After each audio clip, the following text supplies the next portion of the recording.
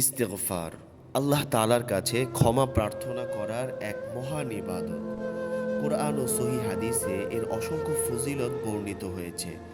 এটি শুধু গুনাহ মাফের মাধ্যমই নয়, বরং আল্লাহর রহমত, বরকত ও নৈকট্য লাভের অন্যতম গুরুত্বপূর্ণ আমল।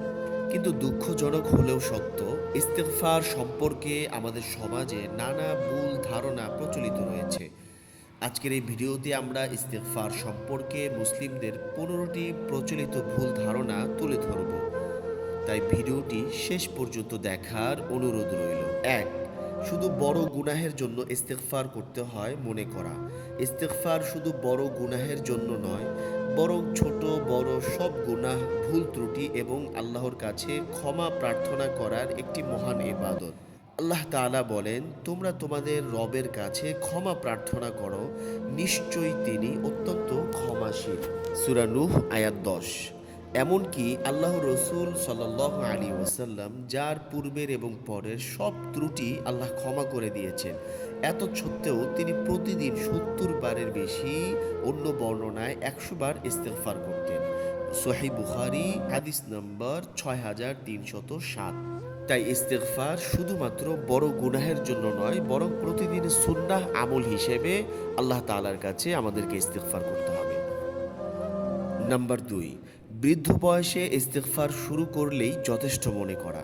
মৃত্যু কখন আসবে তা কেউ জানে না, তাই ইস্তেগফার ও তওবাকে বৃদ্ধ বয়সের জন্য রেখে দেওয়া ইসলামের শিক্ষা নয়।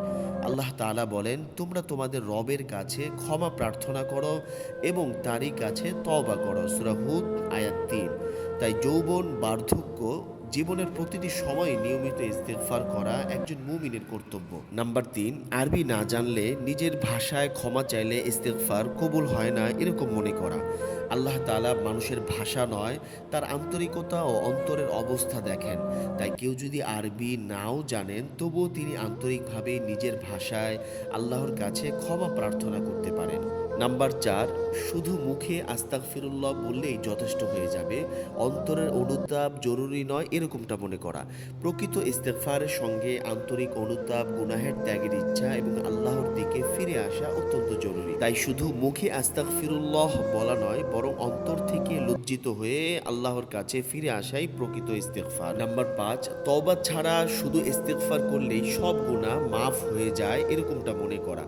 ইস্তেগফারের প্রকৃত উদ্দেশ্য হলো আল্লাহর কাছে ক্ষমা চাওয়া, আর তওবা হলো গুনাহ থেকে ফিরে আসার দৃঢ় সংকল্প করা।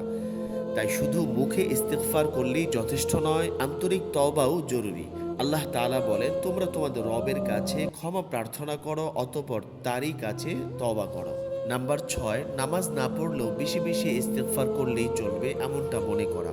ইস্তেগফার একটি মহান ইবাদত, কিন্তু তা কখনো ফরজ নামাজের বিকল্প হতে পারে না। নাম্বার 7, শুধু গুনাহের পরে ইস্তেগফার করতে হয়, অন্য সময় করতে হয় না এমনটা মনে করা। ইস্তেগফার শুধু গুনাহের পর করার আমলই নয়, বরং একজন মুমিনের দৈনন্দিন জীবনের অংশ।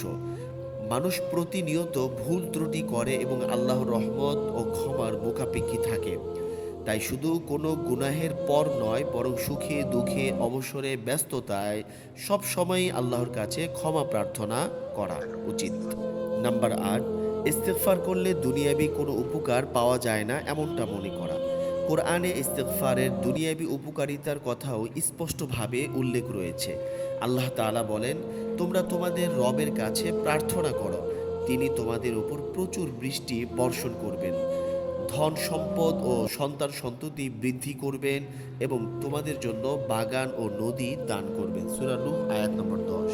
নাম্বার 9, ব্যস্ত জীবনে ইস্তেগফারের সময়ই নেই বলা বা এরকমটা মনে করা। ইস্তেগফারের জন্য সব সময় আলাদা করে বসতে হয় না। চলতে ফিরতে, কাজের ফাঁকে এবং অবসর সময়েও আল্লাহকে স্মরণ করা যায়।